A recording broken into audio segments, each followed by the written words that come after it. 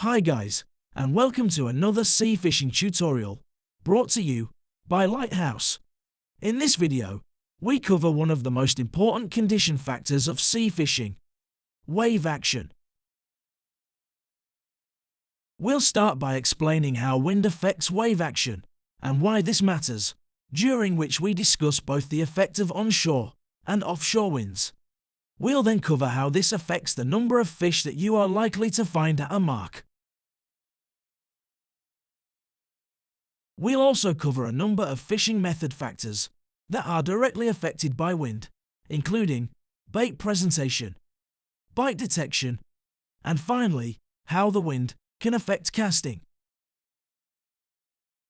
Let's jump in and look at how wind affects wave action. Take a look at this image of a beach from above. You will notice that the water has a good level of surf running, as we can see the ridges of the waves, along with a good amount of foam on the surface of the water. Imagine yourself in this picture, standing on the beach at the shoreline, facing out to sea. As there are rough water conditions shown in this picture, this means the wind would be blowing in your face. This is what is known as an onshore breeze, as the wind is blowing towards the shore. When onshore winds occur, they increase the power of the waves that are flowing towards the beach, increasing wave action. Depending on the exact wind direction, the wind could be either blowing directly towards the shore or blowing on a diagonal. The straighter the wind blows toward the shore, the greater the wave action will likely be. The wave action will also be greater when the speed of the wind is stronger. So how does fishing in rougher onshore winds affect the behavior of fish?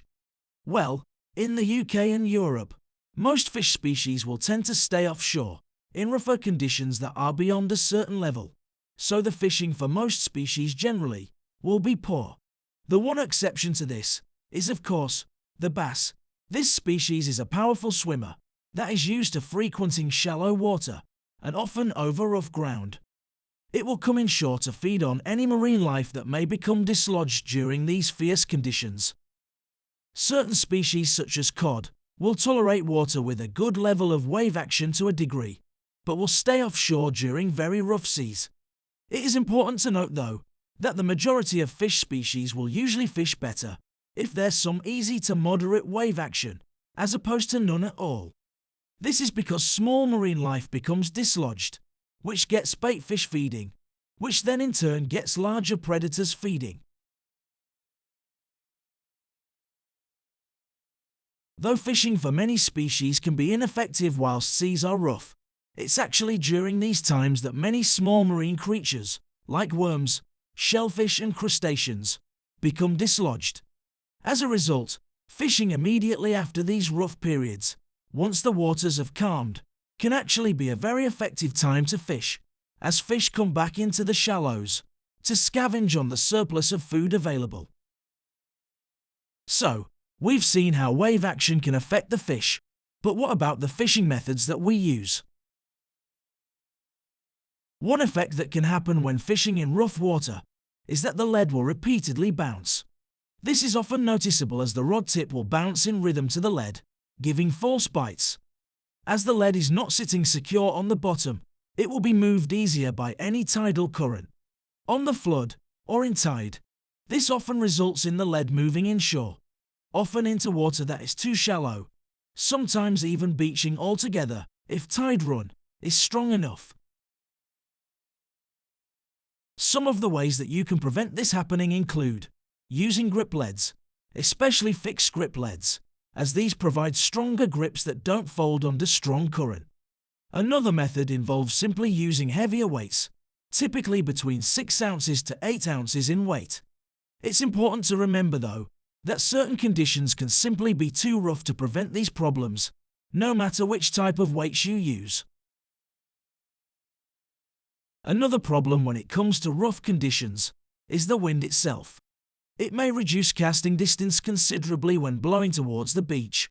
One way around this problem is to cast lower and straighter, casting in less of an arc. This prevents the wind catching the rig and punches the weight straight through. Another way you can reduce this problem is by using fishing weights that have a long tail. Long tails are solid and longer than standard connectors, and result in the weight casting more like a dart. This assists in achieving a straighter cast and also reduces any snood baits from wobbling, making the rig more aerodynamic through the wind. So now we've covered the rough stuff. Let's finish by quickly covering some of the factors that result in calm conditions. Periods of calm can occur as the wind dies down. Wind speeds of 15 miles an hour or below could be considered a good upper limit for calm conditions. There is, however, another way that calmer wave conditions can come about. Take a look at this image. The first thing you may notice is that the water conditions are very calm in this picture. And yet, if you take a look at the fronds of the palm tree, you will notice that there is a steady solid wind blowing out from the land to the sea. This is what is known as an offshore breeze. During these conditions, the wind actually blows against the direction of the waves, suppressing them. Remember, in these conditions, most species, particularly many of the summer species, will feel safer and readily come closer inshore. Your casting will also not be hindered. If anything, it will be aided by the wind, as long as you don't have too much of a side wind blowing diagonal. If you would like to know how you can avoid weed at a venue, or know why water temperature is important and how to predict it, check out the link showing now.